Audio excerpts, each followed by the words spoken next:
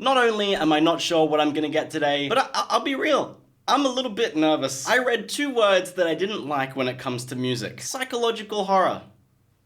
Fun. I'm just sitting here hoping that the music is gonna be just chill, beautiful, wonderful stuff. Nothing unnerving or terrifying in the slightest. I need a break from being traumatized, I'm not gonna lie. If you look at the recent videos I've done, you'll see why. I just need something nice. Something pleasant. In case you did want to see me get even more traumatized, over on my gaming channel, I played Five Nights at Freddy's. That was truly something in and of itself. So if you'd like to watch that, the link will be in the description below. I shouldn't be nervous when it comes to making these videos. This should be a fun job. The first one is number 60 and it's called It Means Everything. What's this guy?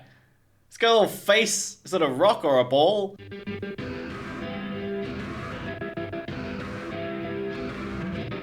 That's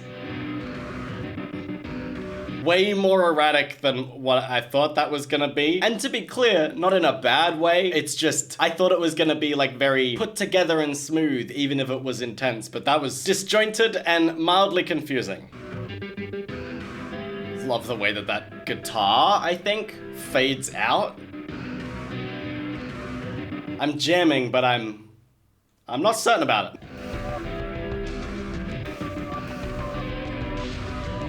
There are some creepy ass noises playing under all that. I like the blend they've gone for in tone because it's got some grounded elements that make it sound like it should be normal, but in the background and underneath and also pushing through some of the notes is this just weirder tone that makes it unsettling. Also, I didn't even notice it says OMORI in the background. That's so faint. Oh, that was a noise that I could only describe as crunchy. Damn. That was the music equivalent of when you're walking on a footpath and you see a really dry, crunchy leaf and you go out of your way to step on it and it kind of disrupts the flow of your walk, makes things a little bit stranger, but also you're like, I craved that crunch. I wanted that crunch. Oh, it really is very crunchy. That's harsh. And it ripples. I generally appreciate a nice slow fade out. It's like, the song's just gonna end. You're gonna have to deal with it. I mean, I feel like that gave me a pretty solid introduction to the tone. I guess it makes sense because for a game soundtrack, it's not always gonna be this high energy, intense, frightening thing. It's gotta have waves and ups and downs. And while it's only mildly caught me off guard, I do like that even the first track did have little sections that surprised me. I appreciated it because it did give this little sense of everything being broken up and having my world shaken slightly. But really that track just makes me so intensely curious about what the others are gonna be and whether that's the vibe that we're gonna get going forward. This next one is called My Time and it's number 178. Also, this briefly played for like 1 second when I finished the last song and I think I heard vocals. Close. Oh. Literally, I was like, oh, is it just one word? That would unironically be hilarious though. They just start the song with someone going, close, and then they don't say anything else for the rest of the song. Like, ha, you thought this was gonna have lyrics? You fool!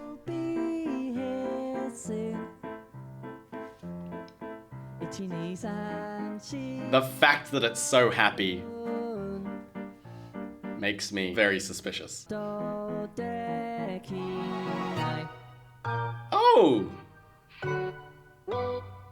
Yeah, okay, that's...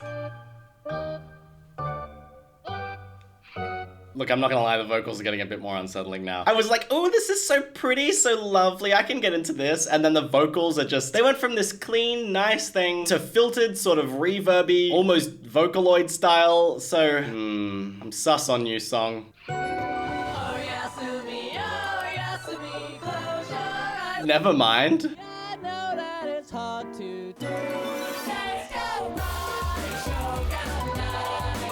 I'm being hit out of left field. The consistent thing that I'm seeing is that so far the soundtrack seems to kind of lull you into a false sense of security and then deviate, change course, and I like that. It keeps things interesting.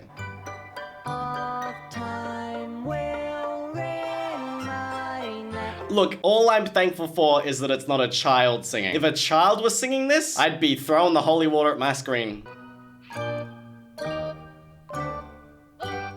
I like this little tick back and forth section. I I don't know what it is, and I'm gonna sound crazy if you all don't agree with me, but I hope you can see where I'm coming from. The sound of this song is kind of reminding me of Panic at the Disco, but specifically the song Behind the Sea. I can safely say I didn't think I'd be comparing a song in the OMORI soundtrack to Panic at the Disco, and I will be really interested to hear your response. Oh, that's...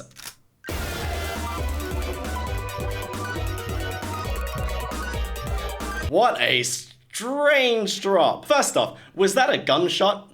Weird. Also didn't expect like a traditional riser to come in and then also have this super erratic beat. I'm not gonna lie, I'm kind of loving this. It's so weird.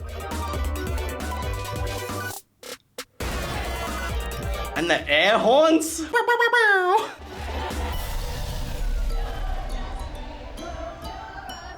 Yeah, turn up the creep factor, it's fine. Give me the music box sound.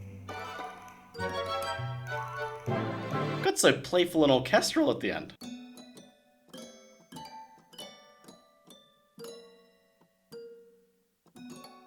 I'm fascinated by how versatile this has been. I feel like I'm being taken on a journey across so many different genres. But it didn't do it in a way where it felt jarring or out of place. It just worked. And yet that still helped to keep me on my toes. That's one of the reasons that music tends to incorporate repetition, because our brains are constantly seeking out patterns. And when we recognize those patterns and then hear them again, it's like a little dopamine hit. On the flip side, if you're listening to something and you're like, I have no idea where this song is gonna go, your brain sort of gets the opposite of that and it feels annoyed and uncomfortable that it can't predict what's gonna happen. So hearing that played into, especially with this tone, is a wonderful thing. The next one is called World's End Valentine, and it's number 86.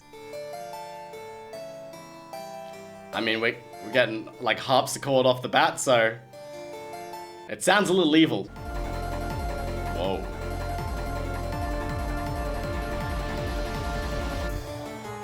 Oh my god. Hell yeah. Matthew's just confusedly jamming. The way that did that a whole run was awesome, and I was expecting that it would hit with that like really speedy, intense sound. I'm gonna guess that this is some kind of boss fight. It just feels like that kind of vibe.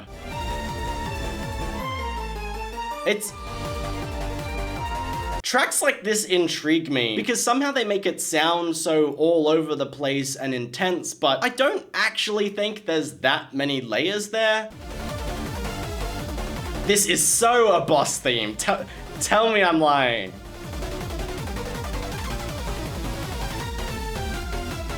The sound of those notes is so satisfying. Oh, the clean piano is gorgeous.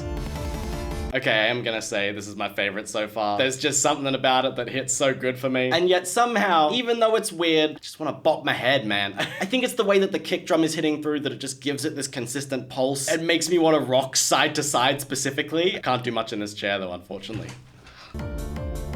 Is it gonna hit immediately again? Oh, okay, it's sort of building it back up. Oh. Keeping between those same two notes was a cool choice. I thought they'd continue the flow in the melody, but repeating it a bit longer is kind of like, something's coming up, it's gonna happen. And again, just keeps the audience on their toes.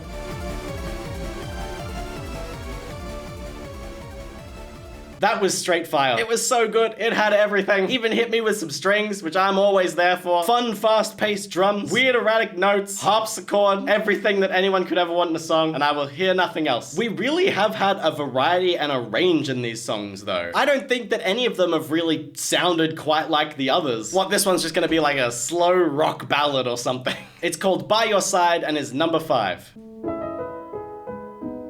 Okay, I mean, not quite a rock ballad, but still different. Slow piano track. I thought those were vocals at first, but I think it is an instrument. It kind of sounds like a theremin, and I really hope it is. I haven't heard a theremin in a song in a very long time. Why is this kind of sad? Kind of bringing my mood down. The other layer of the, I was gonna say keyboard, but you know, it's not the traditional keyboard sound. It just sounds like a different sound pack on like a digital keyboard. But I like the addition of that because it allows those different keyboard layers to blend together and increase the feeling that's already there.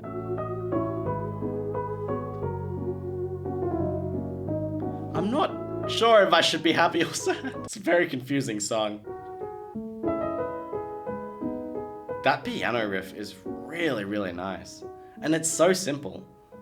Oh my god, is that it? I was ready to sit there and listen to that for like another 2 minutes. I always appreciate when artists are confident enough to just let the instruments land, to just let them do their job and trust that it'll work. Because it's always very tempting when you're making music to be like, oh, if I just add more, it'll fill out the sound, and if I do this, it'll make things sound better. But often stripping things away and letting them be raw and real, especially when you're going for that sound, is more effective because it lets the listener more clearly hear what they're hearing. The waters aren't getting muddied and it's not overcomplicated. What you're hearing is just nice piano with a well-written riff with tonal layers that are also allowed to land. It's always refreshing and nice to hear because it just shows that the artist knows what they're doing. The last one we're gonna listen to is called Final Duet, so I guess it's fitting that it's our last song. Wow, that was really high pitched at the start. And then brought down into a warmer tone.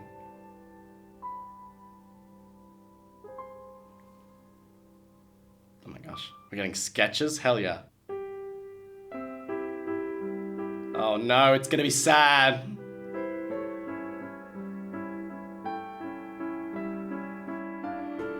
Oh my god. I was gonna say, again, listen to how that piano is hitting, and then they hit me with proper violin, emotional violin. I'm already not ready for this. Look at these visuals, look at what we're seeing. It's too much.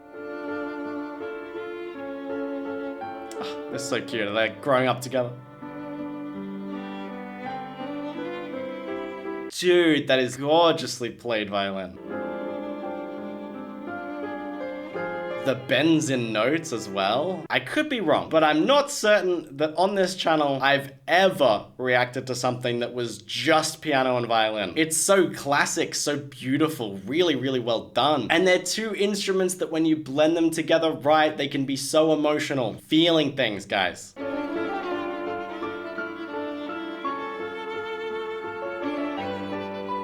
I feel like I don't really hear violin played like this too often because it feels like it's having so much character added. I don't know, just the way that there are those bends and sort of breaks in the notes that almost sound like the natural variances you'd get when a singer sings. I swear to God, if something sad happens, like someone dies, I'm out.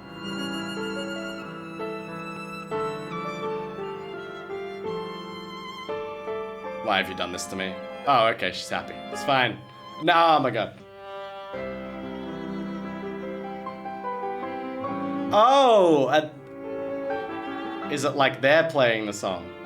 That's cute.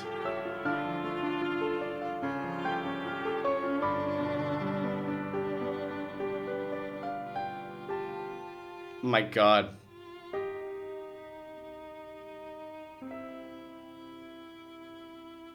Did it end with an empty piano because, like, what, she's gone or something? It looked like they were packing up her stuff. I can wholeheartedly say that I didn't start this video and go, you know what? Knowing that this is like a weird psychological horror game, I'm gonna get sad at the end. Overall, I'm very impressed, even though I am indeed confused. But it's good confusion. I'm happy about it, because it just means I've been surprised and it was not predictable in any way. Thank you so much for watching, and I hope you enjoyed the video. If you did, please don't forget to click that like button, and as always, have an awesome time until I see you next. See ya.